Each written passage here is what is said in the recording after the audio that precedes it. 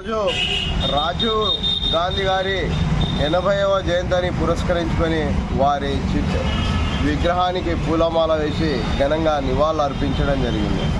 యువ ప్రధానమంత్రిగా భారతీయ శాస్త్ర సాంకేతికత రంగాలలో అభివృద్ధిని కొనసాగించి భారతదేశ యువతకు మానవ వనరులు అనే ప్రత్యేక శాఖను ఏర్పాటు చేసిన మొదటి ప్రధానమంత్రి రాజీవ్ గాంధీ అని చెప్పక తప్పదు.